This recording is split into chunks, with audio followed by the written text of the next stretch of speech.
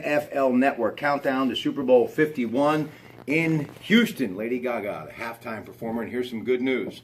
We're going to be here that day, pregame, halftime, postgame report, blogging all day long. Looking forward to it. We're going to have some celebrities and some, well, folks, a lot of people that you out there know from Eastern Ohio and the Panhandle of West Virginia talking football. But listen, when you're talking food and you're talking entertainment, you're talking Casa de Emmanuel and Lou Bellino, the pride of Miami, Ohio, voted the best his football team that they have ever seen at that great college. Even Ben Roethlisberger's team is not with the same headline that his team was. And I just found out that he actually played with a Steelers former assistant coach, Ron Zook, now with the Green Bay Packers. So it's all good. Now listen, Lou Bellino has got something very special planned for Super Bowl Sunday. It's the reason why we're coming down. You can't beat this opportunity. Go ahead, Louie. It was the first year we're having something, and hopefully it's big. We're getting a lot of people in. We're going to have a variety of food and all the domestic beer you want to drink, mixed drinks from the well, and our house wines for $30. Listen, wings, all sorts of good mange stuff. Super Bowl 51, $30. Hope to see you there. The entire restaurant, the great patio, downstairs, the wonderful lounge, the restaurant, and up here, come on. Your living room doesn't look this good now, folks. All right, let's talk a little football. But before we do that, you played linebacker at Miami of Ohio. Obviously, you were an East Liverpool Potter. We mentioned Ron Zook. I always admired Ron Zook for his tenacity, especially when it comes to coaching special teams, which is such a significant part of the NFL. What was he like as a player? He was pretty intense. He played monsters, so he was basically a linebacker and a backfield defensive back. He was a leader of the team. His captain his senior year of the defense, and he was a good guy. It's funny, you see him on TV and everything. I haven't seen him in years, but you know he still has that intense look. That was the way he looked on a Saturday. So yeah, it's kind of neat. Pretty neat being voted the best team in that school's history, huh? Yeah, my senior year they were the defensive team. We're the best defensive team in the nation, Division I. So we had a special defense. It was Bill Mallory was the coach, and he developed a defense. It was a 5-2 angles, and we were all kind of smaller guys. We had defensive tackles were 210, 220. You know, I played defensive end for a while, 190. I played middle linebacker at 190. So, but it was a pretty disciplined defense, and everything was movement. When the ball was snapped, everyone moved to a position. So wherever the ball went on the field, depended on where you moved. And 5 people up front, though? Yeah. Wow. Yeah, we had middle guard. Middle guard was Brad Kuzno. He was an All-American middle guard. He played for the Steelers. Brad Kuzno, who was on the kickoff teams. This was probably in '79. So I got to play. That was one of my roommates. But there was quite a few, actually. Sherm Smith played for the Seattle Seahawks. Tailback, he played. He was our quarterback. Randy Walker, that was Northwestern's coach, he was our tailback. Good stuff. And Rob Carpenter played for the New York Giants. So I played with some pretty good guys. And speaking of pretty good football players, Rocky Washington from Beaver Falls played at Penn State. His nephew is actually shooting this, Max Washington, which is pretty cool stuff. Now, I want to talk football a little bit with you.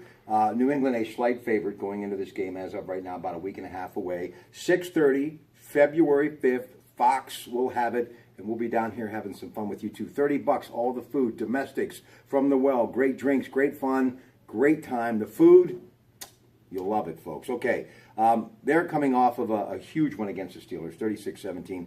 We're just going to turn the page and forget about that game. Falcons, big win, 44-21 over Green Bay. That, I think, is even more shocking, how Matt Ryan just annihilated them, and Aaron Rodgers could not get anything going. Passer rating, pretty much 1 and 2 according to FootballOutsiders.com. Brady 1, Ryan 2. Cal Shanahan, now the 49ers coach. His father, of course, legendary football coach in Denver for many years with John Elway. Josh McDaniel, the other offensive coordinator for New England, both very superb at what they do. The idea as far as Brady disguising and changing it up, both pressure and coverage, if you want to have any chance at all with him. Former defensive player, how do you see Tom Brady, and how do you even come close to trying to stop him, or maybe better, just slow him down? Well, you got to put pressure on him. He didn't get any pressure. The Steelers just couldn't really pressure him. Well, there was one play where he threw the touchdown. I think he stood there for over 8 seconds, and the guys finally come open. But he throws it so quick, they somehow have to get to him and make him rush, and that's the only way you're going to stop Brady. Now, Matt Ryan's got trouble with his tight discipline. When people are up on his receivers, he has a hard time because he wants to hurry the football downfield. Now, you got Malcolm Butler. If he can lock up people like Julio Jones and Mohamed Sanu and Logan Ryan, then maybe there's a chance. But out of those three, Julio Jones is someone you're not going to lock up. He may be the premier wide receiver next to Antonio Brown in the National Football League. You think? Oh, yeah. There's some great athletes on both teams. I mean, it's going to be a good game. It's going to boil down basically, I think, to defense. I mean, whoever can stop them at the right time. That's the thing. If they can stop them at the right time, then they're going to win the game. Well, when it comes to clock management, if it's 3rd and inches or 4 and 1 when they have a chance to get into the red zone, that's what you're talking about, stopping them at the right time. Another thing, Matt Ryan's going to have to use his tight ends. And, you know, we've seen Rob Gronkowski, who's not playing, but Julian Edelman has done a great job. But you think of the great Heath Miller for years with the Steelers, and Ladarius Green, who's been out with some concussion issues. By the way, the NFL said today, it's been good news, concussions were down 11.3%.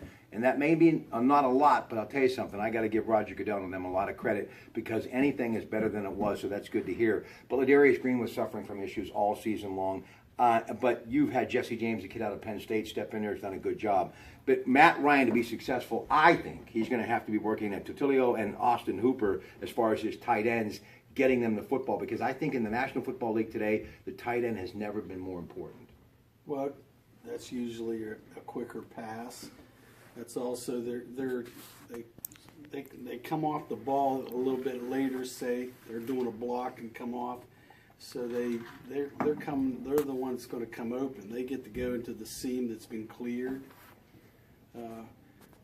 All they're doing now, it seems like in the pros, is they have people come in, they clear the area out, and then they have somebody coming in right behind them. A lot of times that's your tight end. It's just like a snow plow, basically. You just plow the snow out of the way, and then that makes room for the vehicles to come through. And in this case, it's those who are going to get their hands on the football and pick up the most real estate. Now, running backs, this is where it gets interesting. Devontae Freeman and Tevin Coleman may be two of the best, but what they do really well is catching the ball out of the backfield. Now, as far as Deion Lewis, the kid out of Pitt, that's what he's good at. But then you got pure smash mouth football and LeGarrette Blount. You may remember him from the Steelers. You saw what he did against the Steelers, especially when it comes to short yardage. So I think the running backs will be key again. But believe it or not, in this game, because of the smash mouth advantage, because I think it's going to get down to a number of times both defenses really push comes to shove when it is that crucial moment, as I said, to get those 3rd and inches or maybe 4th and a yard to get you closer to the field goal, to get you into the red zone or even into the end zone. I think LeGarrette Blount is going to give them a bit of an upper hand because no matter what they say, slice and dice, it's all great to see this flash in the backfield, but running the football and being able to run it with authority, meaning a power back, it's still key in the National Football League. And the Patriots' line was outstanding against Pittsburgh. They were just outstanding. They were pushing people all around. Did you read my script or something? It's just like, that's where I was going next. Anyway, let me tell you about this offensive line. Nate Solder, this left tackle, this guy's incredible. That's one of the reasons why Brady remains upright. Shaq Mason, the right guard. Marcus Cannon, right tackle. Alex Mack, the center. And Andy Laverty, the left guard. You still can't say enough about those men that make their living there in the offensive line, known as the pits, if you will, the trenches. They are crucial in any game, but never more so than in championship football games. Oh, absolutely. All right, here's something else. A lot of people are saying Matt Ryan's first time, Brady's got all the experience. I was looking at something that SI, Sports Illustrated, put together on Google, and this just really says it all. Russell Wilson had experience. He got beat. Obviously, he won one, too. Peyton Manning won one, but he got beat. Aaron Rodgers got beat. Ben Roethlisberger got beat. Eli over Brady, and Brady over Kurt Warner, and the greatest show on turf, obviously. So, I don't know if it really means anything as far as experience in a big game. Sometimes, if it's new to you, once you get through the opening butterflies, pretty much just a football game. It's always a team effort. You can have stars, and they'll come through, but it's the guy that comes through that you don't expect. And that's sometimes what turns a game around. Here's something for you. And where's Bob Duffy when you need him with that analytic mind of his? The Falcons have scored 540 points this season. And speaking of the greatest show on turf, they scored a lot of points too. But Matt Ryan has found a way to make that Ryan Express work. And I'm still waiting till about mid next week or so when we continue to do these video blogs before I make my pick or even come close. But Brady and them are going to have their hands full, I think. This isn't going to be as easy as it was against the Steelers, and hopefully they won't play zone defense like we did, maybe switch to man-to-man. And I still can't figure out, I got to ask you, being a defensive player, and I love Coach Tomlin, love Coach Butler, but why wouldn't they go to man-to-man, do you think? He must have been questioning whether they could keep up with them. That's all I could think of. I don't know. I know they wanted to put pressure. They didn't get it. They didn't get the pressure. Okay, tell them again what you're doing Super Bowl Sunday here.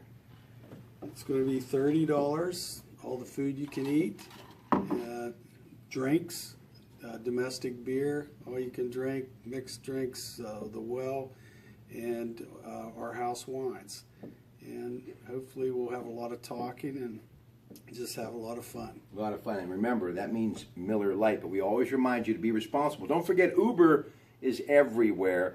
And ladies and gentlemen, no one does it better than Casa de Emmanuel. So, as we say goodnight, we will resume very soon, I'm sure, talking about something else tomorrow. I hope you have a great Thursday. And remember, all next week we'll be out and about. And, of course, the Coons Market Black and Gold Sunday show, speaking of beers, over 600 varieties of your favorite beers, microbrews and craft beers. We'll be there. Greg Dellis, Bob Dvorak, Ted Arnaud, and me. Coming up on Sunday, you got the Pro Bowl Sunday, and of course the Senior Bowl coming up on Saturday. Senior Bowl at 2:30, Mobile, Alabama.